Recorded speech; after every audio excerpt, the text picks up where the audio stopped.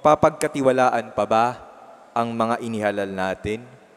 Sa kanila ipinagkatiwala ang bawat boto at dangal ng mga Pilipino. Ngunit ano ang kanilang ginawa? Pera ang kanilang Panginoon, pera ang kanilang sinamba, at ang bayan ay nabaon sa sarili nitong hirap. Tunay na mayaman ang Pilipinas, ngunit madami lang talagang korap at sakim. Sa bawat Pilipino, huwag po sana tayong masanay sa korupsyon. Huwag po sana nating hayaan na ito ay maging normal na kultura. Bawat korupsyon ay isang pagnanakaw ng pangarap at buhay ng isang ordinaryong Pilipino.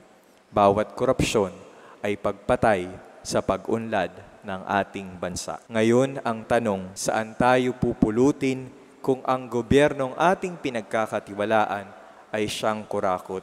Saan tayo pupulutin kung pera ang kanilang pinaglilingkuran?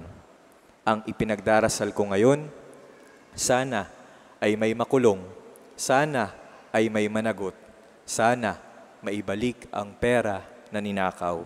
Sana hindi lang ito mauwi sa paglilitis, sana ay umiral ang hustisya at magkaroon ng katarungan ang bawat Pilipino na siyang tunay na nagpapakahirap para sa ating bayan.